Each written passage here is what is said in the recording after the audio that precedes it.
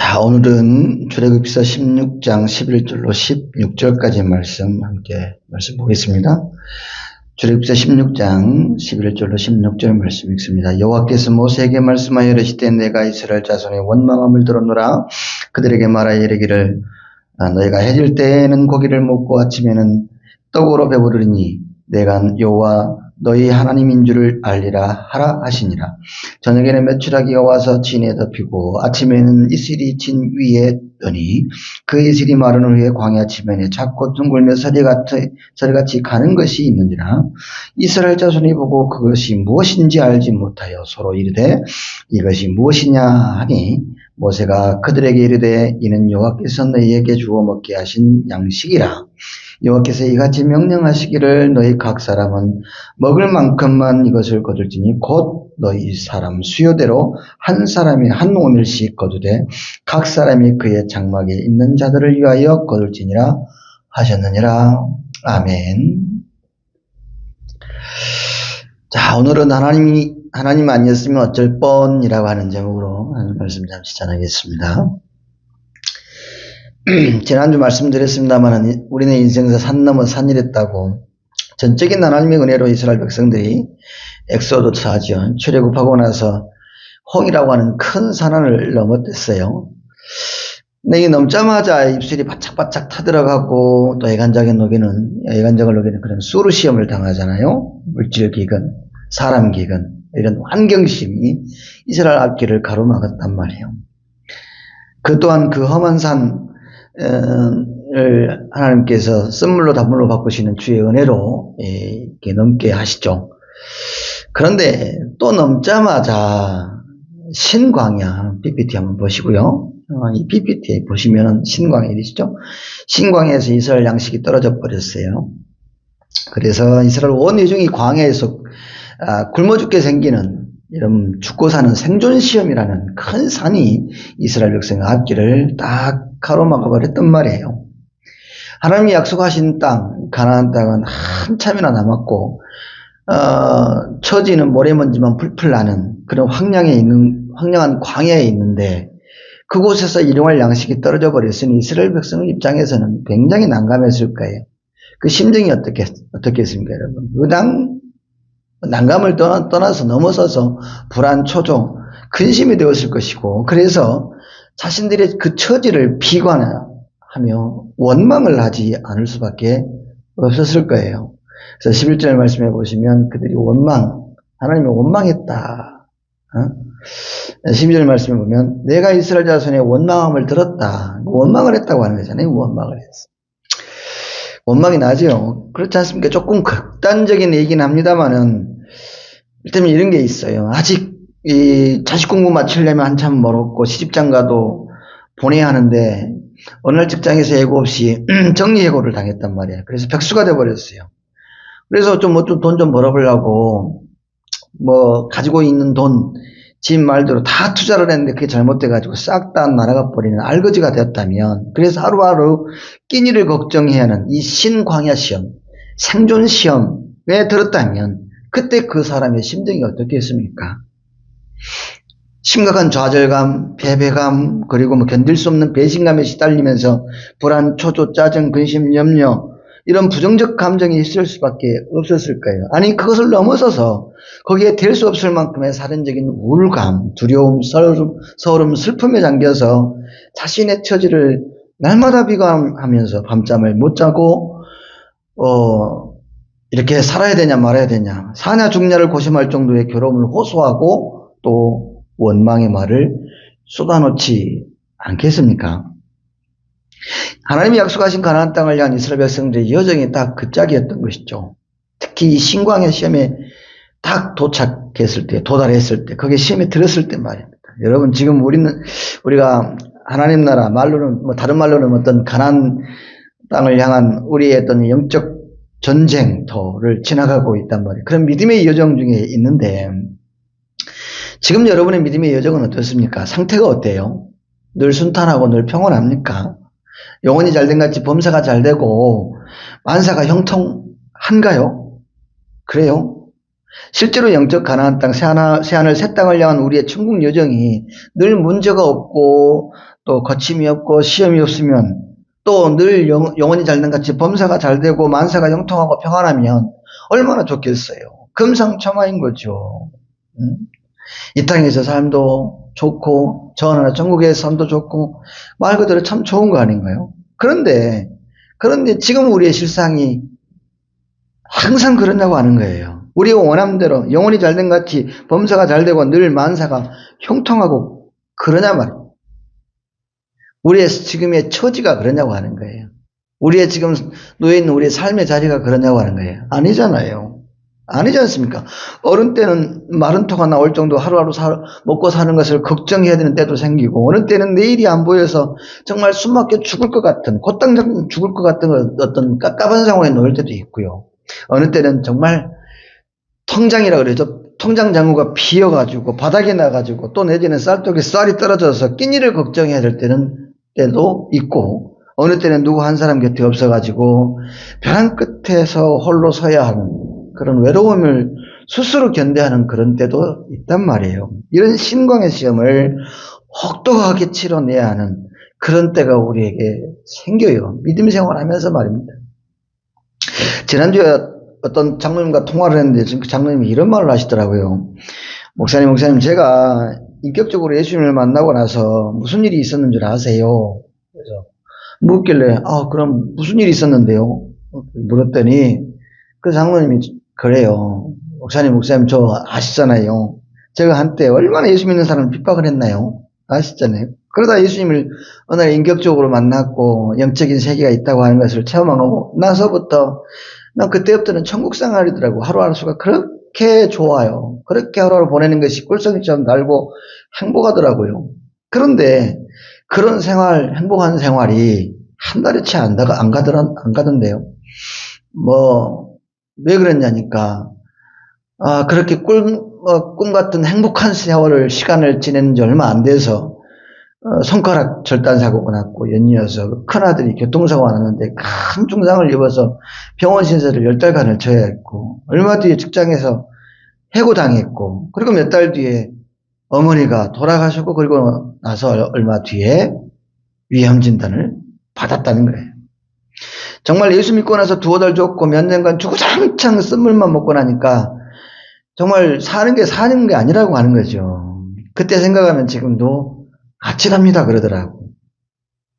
지난날 예수 믿고 나서 얼마나 큰 시험구덩이에 빠져 살았는지를 간증하시는데 사도 바울이 다 생각이 나더라고. 사도 바울이. 여러분, 사도 바울이 어떤 분이었습니까? 어떤 분이었죠? 예수님 만나기 전까지만 해도 속된 말로 다 목에 힘께나 주는 그런 사람이었잖아요. 잘 나가는 사람이었잖아요. 그렇죠? 빌립보서 3장 5절 말씀을 한번 보세요. 나는 8일 만에 할례를 받고 이스라엘 족속에 베냐민 지파여 이브리인 중에 이브리이며 율법으로는 바리새인이었다 그러잖아요. 유대인으로서 흠이 없는 사람이었다고 하는 거예요. 게다가 사도행전 22장 28절 말씀을 보시면 사도 바울은 나면서부터 로마 시민권을 가진 말 그대로 금수저 중에 금수저였습니다. 세상 이력이 누구보다 화려한 사람이었어요. 앞길이 전도 유망한 창창한 상위 1% 엘리트 청년이었다 그 말입니다. 그런데 그런 사람이, 그렇게 전도 유망했던 사람이 부활하신 예수님, 그 부활한 예수님을 갑자기 만나고 나서 어떤 일이 벌어지기 시작을 했습니까? 핍박자에서 전도자로 바뀌기 시작을 했어요. 그러자 사도행전 24장 5절 말씀해 보시는 대로 부활하신 예수님을 만나고 나서 동족 유대인들에게 유대교를 등진 배신자라는 소리를 늘 꼬리뼈처럼 달고 살았고요. 껄핏하면 전염병 같은 자, 천하에 흩어진 유대인들을 다 소욕케 하는 자, 트러블 메이커, 문제 있는 사람, 나사렛 이단의 우두머리라 이렇게 폄하받고 핍박받고 고소당하고 고린도후서 11장 23절 이하의 말씀을 보시면 수도 없이 예수 믿는다고 예수 십자가 복음 전하고 다닌다고 돌에 맞고 3번 태장에다가 40이 하나 감은 매를 5번이나 맞았어요. 전도여행 중에는 3번이나 파산해서 일주일 주야를 가장 꽃밭 깊은 바다에서 지낸 적도 있었고요. 여러 번 강도를 만났고 못 먹고 못 자고 못 입고 죽을 고비를 수도 없이 넘겼단 말이에요. 이 광야 시험 중에서 신광야 시험을 혹독하게 받았어요. 예수 믿고 나서 정말 누가 봐도 좋다 말할 거리가 없는, 말할 수 없는 거리가 없는 그런 거리가 하나 없는 그런 아주 굉장히 세상 사람의 눈에 봤을 때는 왜 예수 믿냐 말이지. 이런 말이 나올 정도의 그런 혹독한 신광야 시험을 겪었단 말이에요. 이스라엘 백성도 그랬습니다. 전적인 주의 은혜로 애굽을 탈출하면 곧 당장 천국 생활이 이어질 줄 알았거든요. 그런데 그렇지 않았어요. 그런 청혼의 꿈을 안고 모세 뒤를 따라 나왔어요. 그런데 나왔는데 천국 생활은 고사하고 애굽에 있던 때보다 예수 믿기 이전보다 더 줄이고 더 목마르고 더 고달픈 생활을 계속 이어가다 보니까 그들에게 불평이 왜 안 나겠습니까? 아직 믿음이 장성한 분량에 이르지 못한 미숙한 이스라엘 백성들에서 가히 좋은 소리가 나왔겠어요? 원망의 소리가 나오는 게 당연하죠. 그래서 12절 말씀에서 본대로 이스라엘 백성들이 하나님께 원망을 해요. 그런 원망함이 어디서 비롯된지를 너무 잘 알기 때문에 하나님께서는 이 사람들을 원망한다고 책망을 하지 않아요. 그 사람의 생각을 멀리서도 생각을 다 하시고 통찰하시며 그 사람이 안고 일어서신 마저 다 하시는 하나님께서 이스라엘 백성들의 그 믿음의 수준이, 그 믿음의 분량이 어느 정도이기 아셨기 때문에 책망하지 않고 그럴만하다 싶어서 가만히 이스라엘 백성들에게 왜 이런 시험이 너희들 앞에 있었는지를 설명을 하시죠. 그게 4절 말씀이에요. 4절 말씀에 설명을 해요. 한번 읽어보시겠습니다. 4절. 하나님께서 이스라엘 백성 앞에 거친 것들, 이 신광야 시험을 왜 배열하셨냐? 그러면 이유가 무엇이냐? 그것은 바로 이런 어려운 환경 속에서도 끝까지 나를 믿고 내가 정한, 내가 말해둔, 내가 너에게 선포한 율법을 잘 지켜 행하냐 아니하냐, 순종하냐 아니하냐, 준행하냐 아니하냐, 테스트해보기 위해서라고 말합니다. 테스트해보기 위해서. 뭐 하기 위해서요? 그래요. 테스트해보기 위해서. 다른 말로도 견줘보기 위해서. 더 좋은 것을 줘도 되는지 아니 되는지, 아직 멀었는지 다 됐는지, 그 수준과 믿음의 분량, 그 상태를 알아보고 점검하기 위해서 그런 거친 환경을 하나님께서 배열해 놓으신 것이라고 솔직하게 이스라엘 백성들에게 하나님께서 설명을 하시잖아요. 여러분, 시험이 여러 가지가 있습니다만 특히 마귀가 주는 시험, 그 하나님 주시는 시험이 있거든요. 이 마귀가 주는 시험은 되게 다 실족하게 만드는 거예요. 그 상태가 전보다 이전보다 더 나빠지는 거예요. 결국은 그래서 하나님 떠나게 만드는 게 목적이거든요. 그 목표가 거기 있어서 별로 좋은 게 하나 없어요. 그 끝이 다 아름답지가 못해요.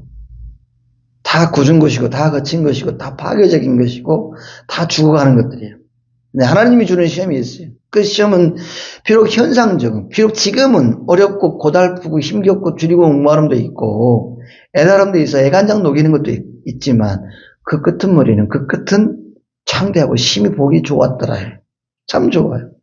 여하튼 마귀가 아닌 하나님이 주신 시험은요, 우리 믿음의 수준이나 분량 또는 상태가 어떤지 어느 정도 되는지를 견주어보기 위해서, 달아본다 그러거든요. 달아보기 위해서 그렇게 하나님께서 시험하실 때가 있어요.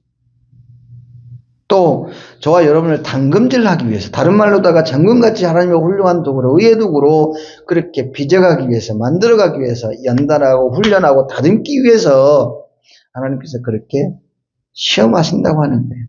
우리를 심판에서 매질하기 위해서 하나님의 거친 것들을 앞에 두고 그렇게 시험한다고 하는 게 아니라고 하는 거예요. 이해되시면 하면. 특히 이 신광야 시험이 그래요.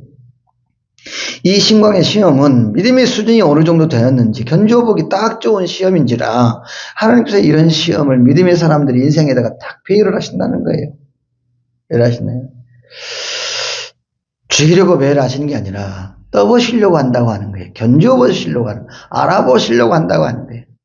그래서 우리 믿음 생활하다가 혹여나 나한테 이런 신광야 시험이 왔을 때 불안, 초조, 염려, 근심, 낙심함, 원망할 필요가 없어요.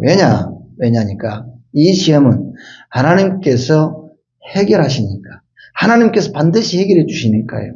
보세요. 이스라엘 백성이 직면한 주림의 문제, 이 신광야와 시험이 왔잖아요. 생존 시험이에요. 사냐 죽냐 이런 판국, 거기에 몰릴 정도로 극심한 위태로움을 주는 그런 문제가 생겼단 말이에요. 근데 이 문제, 최대한 해결받아야 할 일용할 양식의 문제, 요즘으로 치면 끼니 걱정, 직장 문제, 돈 문제, 생활고 따위 등등 이런 문제를 하나님께서 어떻게 하십니까? 놔두십니까? 모른 채 하십니까? 방관하십니까? 네가 알아서 하라고 내버려 두세요? 아니잖아요. 하나님께서 해결하시잖아요. 하나님께서 직접 해결하시잖아요. 그것도 하나님의 방식대로 해결해 주시잖아요. 13절, 14절 말씀 보십시오. 13절, 14절에 저녁에는 메추라기 진을 딱 덮어버리고 아침에는 뭐예요? 이슬을 진역에 주위에 딱 깔게 만들어요. 그게 뭐였어요? 뭐였죠? 그래요. 매일 광야 제면에서 둥글고 서리 같은 것을 깔아 놓으셨어요. 그게 31절 말씀을 보시면 만나죠, 만나.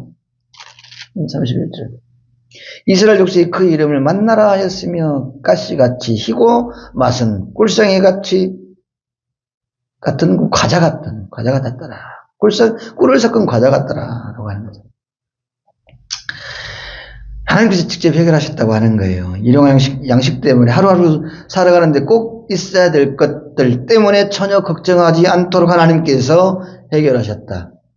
만나를 무상급식 하시잖아요. 하나님께서 해결하신다고. 거저 해결하셨다고 하는 거예요.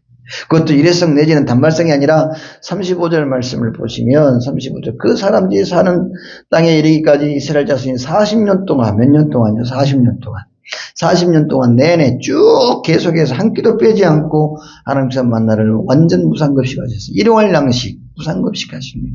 하나님의 방식이 더 이상 이스라엘 온 회중이 끼니 때문에 하루하루 살아가는 데서 꼭 필요한 물질 때문에 애태우거나 염려하거나 근심 낙심치 않도록 원망의 말을 하지 않도록 하나님께서 해결하시더라고 하는 거예요.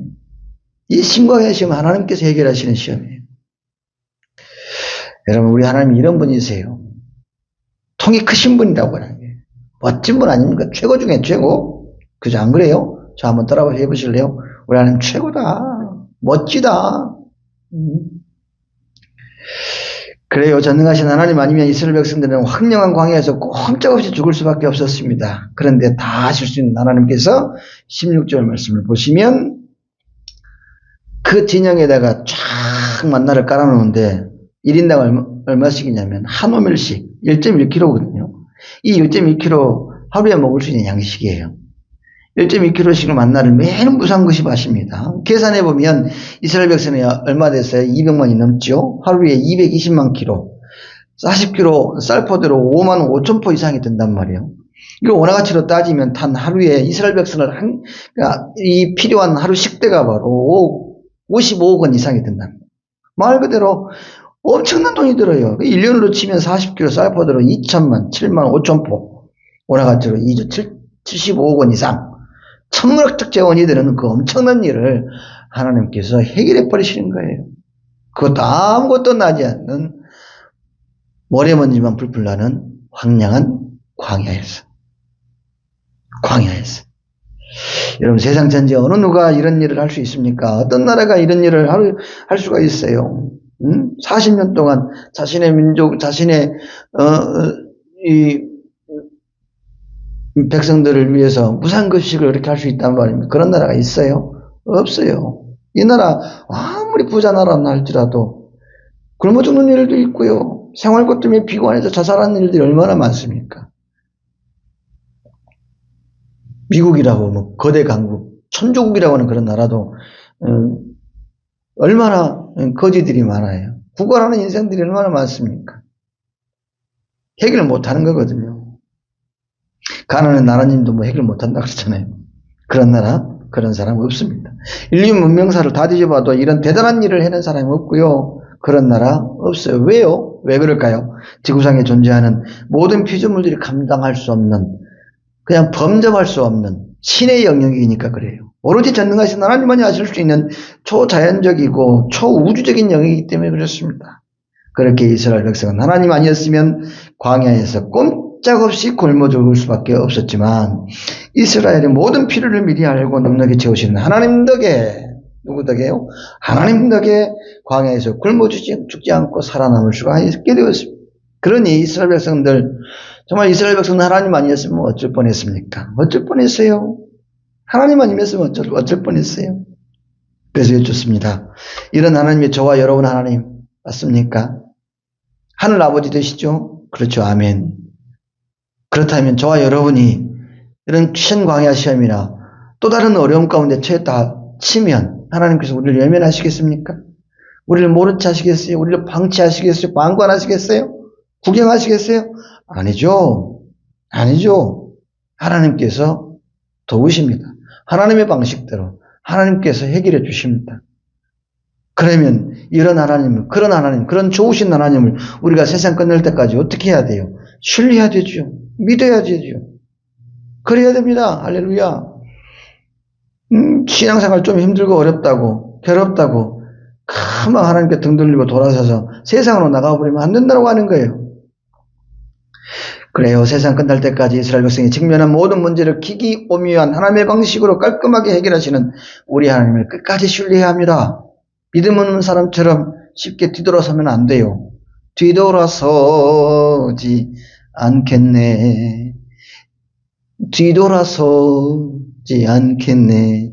이 세상 사람 날 몰라줘도, 이 세상 사람 날 몰라줘도, 이 세상 사람 날 몰라줘도 뒤돌아서지 않겠네.